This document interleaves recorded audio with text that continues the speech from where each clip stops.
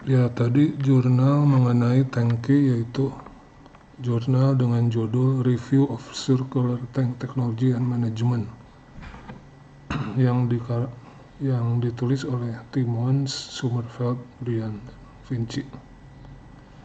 Nah, paper ini adalah open access dan bisa di-download di sini. Bisa. Jadi nggak semuanya open access. Jadi ini mengenai tangki khususnya yang berukuran bulat atau bundar. Bisa di situ. Itu cara downloadnya gitu. Terus pencet nih biar PDF-nya terdownload. Jadi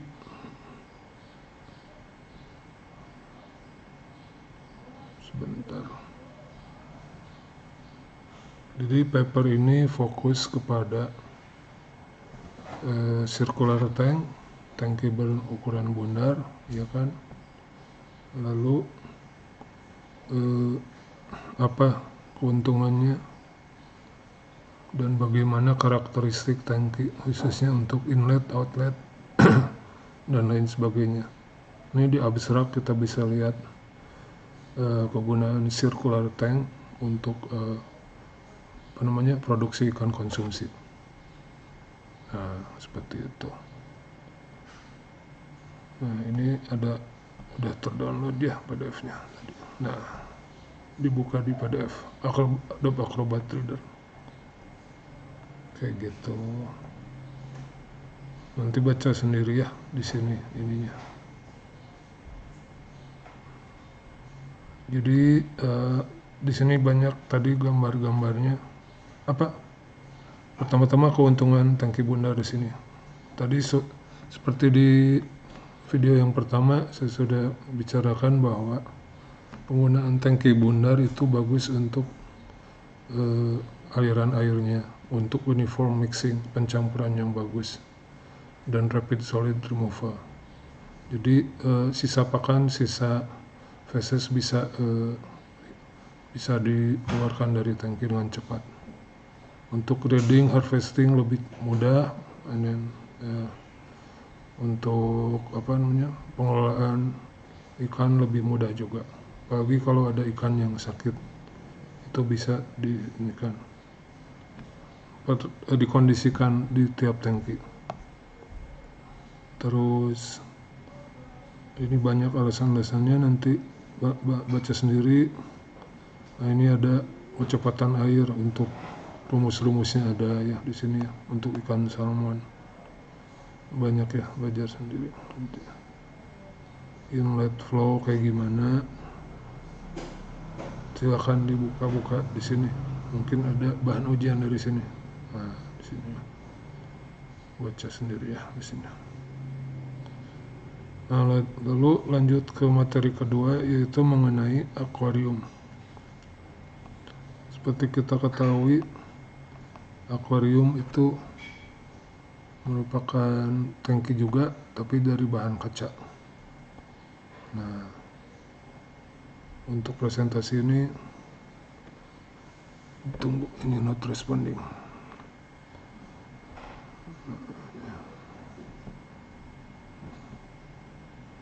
Ya, ini presentasinya ya. Jadi ini merupakan tangki dari bahan kaca sebenarnya kan ya. Jadi sebenarnya kalau ini pendahuluannya bisa cari-cari sendiri, baca sendiri. Tapi kan akuarium itu diawali budidaya memelihara ikan sejak abad ke-19. Lalu perkembangan saat ini akuarium dapat disesuaikan dengan kebutuhan, baik itu freshwater aquarium atau saltwater aquarium. Nah, untuk konstruksi akuarium atau tangki dari bahan kaca, biasanya terdiri dari lembar kaca yang disatukan dengan perekat, sehingga biasanya berbentuk tangki persegi panjang. Akuarium, apa yang hal penting dalam akuarium? Dari aspek rekayasa aquaculture, kita fokusnya di safety factor ya. Fokusnya di situ agar agar ketebalan kacanya bisa lebih optimal jika dikaitkan dengan volume air. Kayak gitu.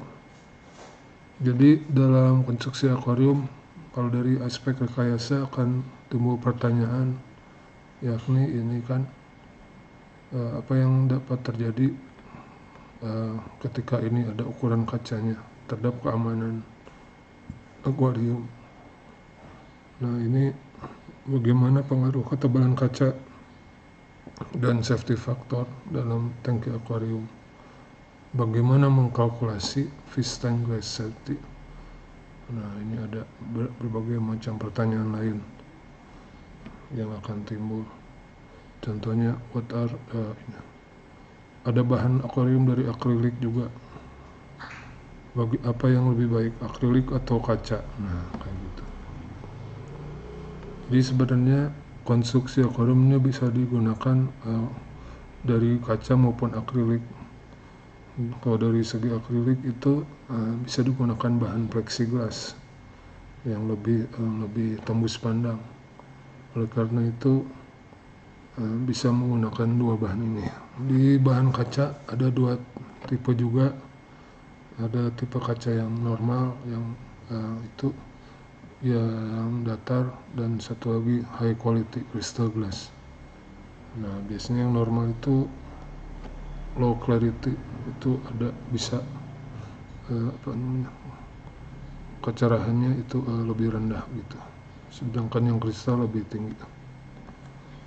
Tapi intinya kita harus mengukur ini safety factor, panjang, berat, dan tinggi ini bisa ditentukan untuk menentukan ketebalan kaca yang akan kita inginkan. Oleh karena itu sudah disediakan link, misalnya ini untuk menghitung ketebalan kaca. Dan kedua, bagaimana jika bentuk akuarium tidak kontak, bisa nggak diinikan? Tapi ini hanya untuk mengetahui volume airnya ya di sini, bukan untuk ketebalan kacanya, intinya kayak gitu. Nah, ini juga ada tabel. Kalau tidak mau menggunakan rumus online, bisa misalnya tabel dengan panjang 62, lebar 40, ketebalannya 6 mm, misalnya kayak gitu. Dan selanjutnya, jadi kalau kita lihat di sini, ini ada isi calculation itu untuk aquarium glass thickness.